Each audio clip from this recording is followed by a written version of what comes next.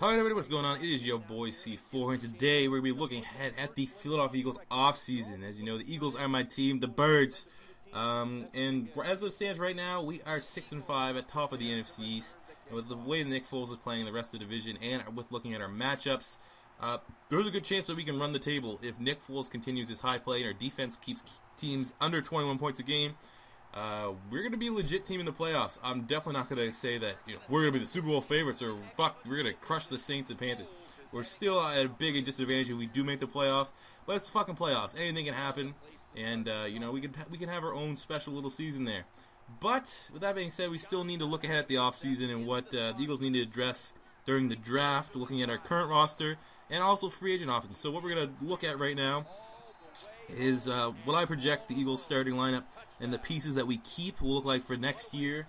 And then I'll go into free agent options and then go into the draft, a little mock draft that I have for the Philadelphia Eagles. So, assuming next year everything stays the same, we will have Nick Foles at starting quarterback, LeSean McCoy at starting running back, DeSean Jackson and Riley Cooper both are going to be our wide receivers. Riley Cooper has done an outstanding season this year.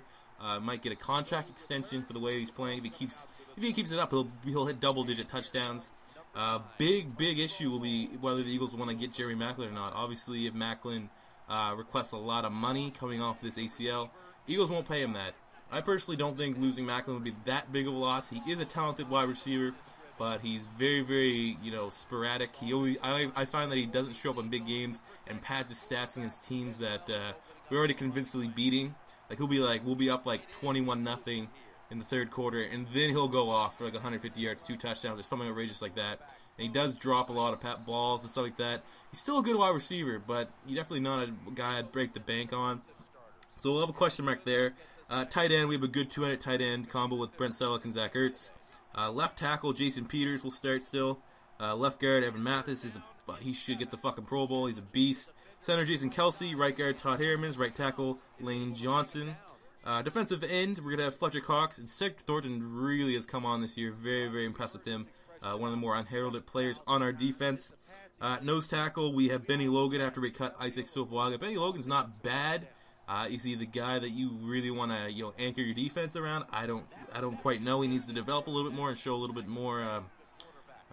Well, obviously the Eagles haven't gotten to the quarterback a whole lot, but he's above average for a third-round draft pick.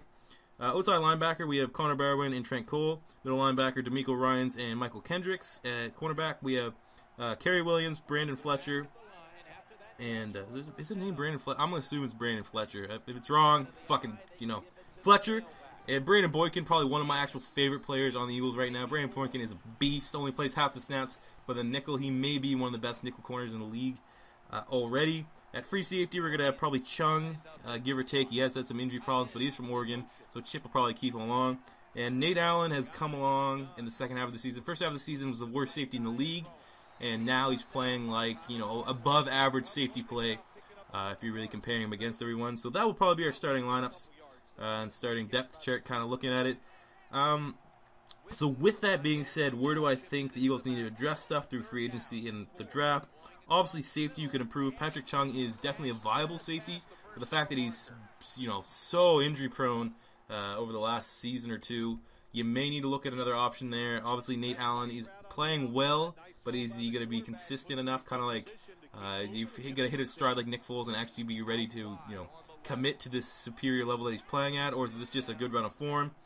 You may want to look at outside linebacker Trent Cole.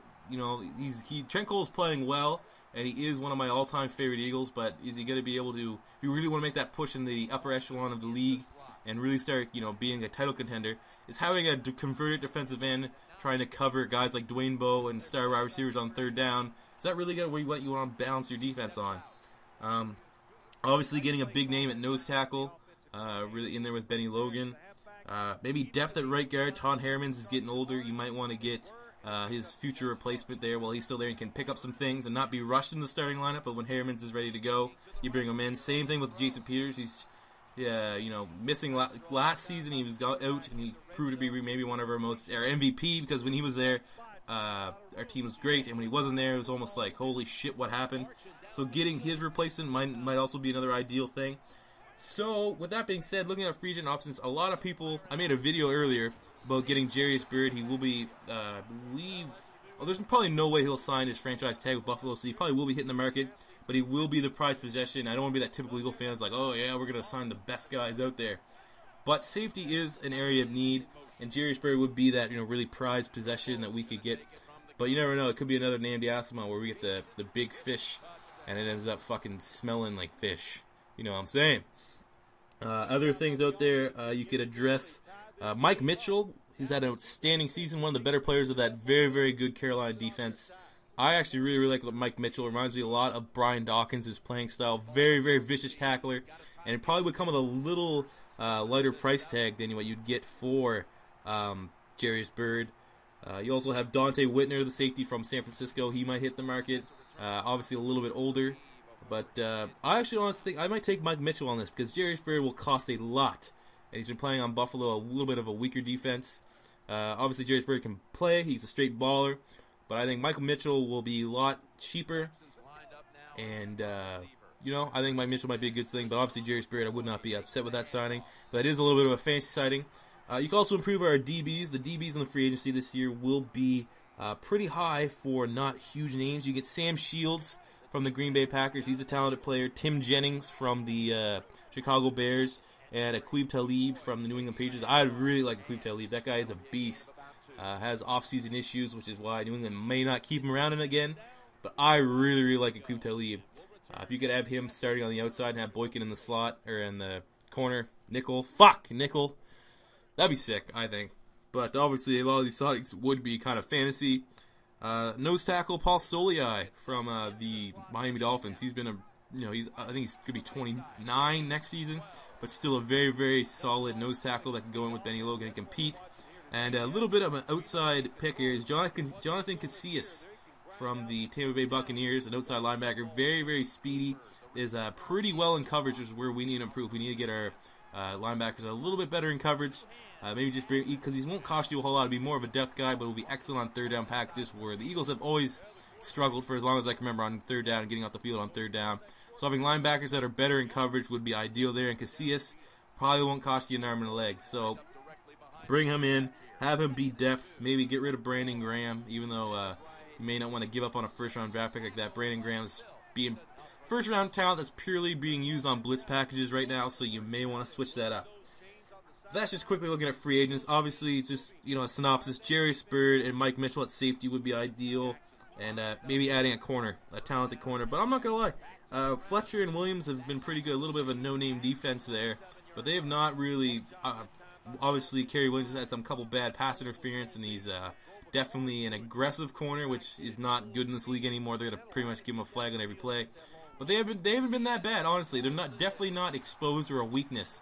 You could compete with these guys at corner if you can just build around them. That being said, Aqib Talib and Tim Jennings would be an upgrade, so you upgrade where you can.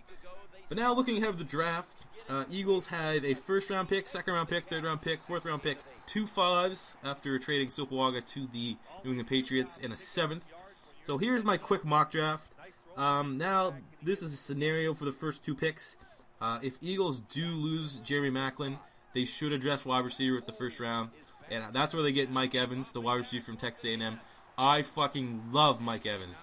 I know it's really coming down to Mike Evans and Sammy Watkins for the ideal top wide receiver, but I think Mike Evans is a game changer. Mike Evans will be the guy.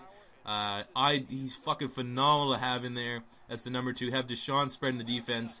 Mike Evans will be in like the Megatron kind of role where you just throw it and he'll go up and catch it. He's made insane plays against very, very tough college teams.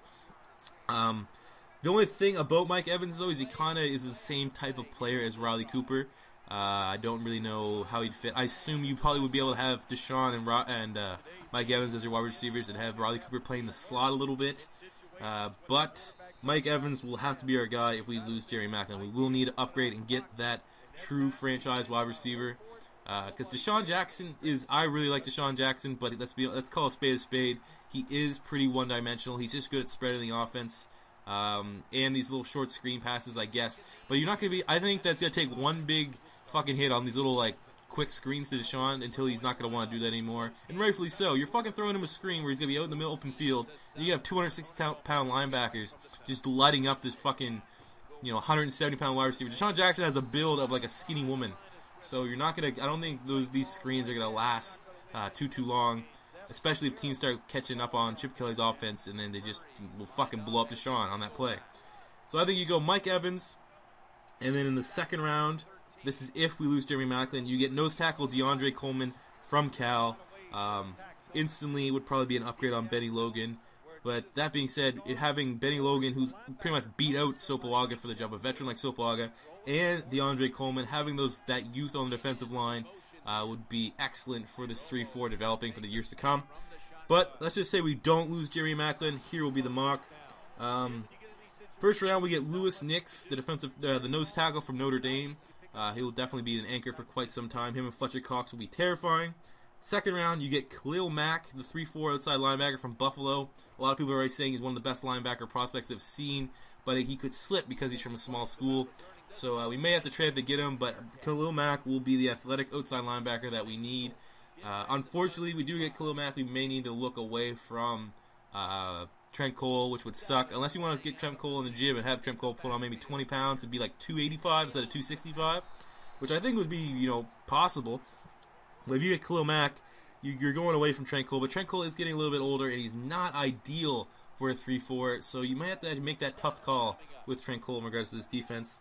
Third round, you get Antoine Exum, the DB or safety from Virginia Tech. This guy has size. We need to replicate what the Seattle Seahawks do with the Legion of Boom. You need to get big secondary players that are like 6 feet plus, 220, 210.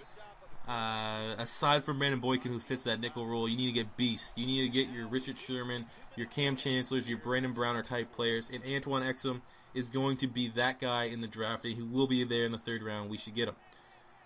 Would definitely be an upgrade over maybe Carey Williams, is getting a little bit older. And like I said earlier, he is exposed to getting bad penalties. A little bit too aggressive in a league that's, really, really soft, thanks to Roger Goodell. In the fourth round, we can get Dre Archer, the offensive weapon from Kent State. He's classified as a running back, but I think you can put him in the slot. He has pretty good hands, doesn't fumble a lot, good ball possession, as he is a pretty, heralded kick returner. Would be perfect for Chip Kelly's offense in the slot. But then again, you'd have to really work around Riley Cooper, where he really fits in. But I think that the fourth round pick, you have a little bit of a balance there. The fifth round, I think we go at a quarterback here. I think Keith Price is the guy that I think is really, really underrated and will be perfect fit for the Eagles offense. A late round picks, so you won't really be like, oh my god, Nick Foles, QB controversy. No, but Keith Price will be a good athletic backup because Michael Vick will be gone, and Matt Barkley is fucking obsolete. Matt Barkley sucks. He's one of the worst players I've ever seen. So Keith Price is an athletic, mobile quarterback who has a lot of good pro quarterback skills. So I think we get him in the fifth round. He could develop into something, be good insurance for anything that happens to Nick Foles. With the second, fifth round pick, I think we get Zach Fulton, a very, really talented guard from Tennessee. He'll be good depth to replace Todd Herremans.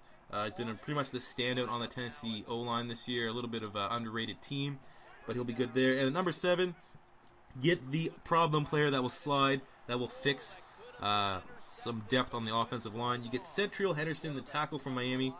He's having a lot of not a lot, but he's had off-field issues. He went from being like a high second-round pick. Now he's slipping to like the 4th and 5th round. He'll be good depth to have for Jason Peters, and hopefully a lot of these players are character issues. I do think that once you get them out of the college setting, you bring them to a new city, and then you're now on a professional athlete, their mentality changes. Look at Tyrann Mathieu, for example. I personally believe going in the draft, he would get his shit together, and now he's being one of the better. He's in the nomination for Defensive Rookie of the Year. So I think you get Central Henderson at tackle there, get depth of Jason Peters, have him grow up, have him learn from one of the best tackles in the league's history. And yeah, that'll be the way to go. He'll be an absolute steal to start with round. Obviously, that'll be a stretch because teams may, realize his like second and third round great talent and overlook his off-field issues. But that will be our draft, first round through 7. So, if you guys agree or disagree with my Eagles mock draft, please let me know in the comment section below. As always, like the video and subscribe to Beast Mode TV. Your home for Philadelphia Eagle videos, just general Madden videos, and sick-ass motherfucking awesome time. Spend your day eating chips and watching my shit videos. Peace out.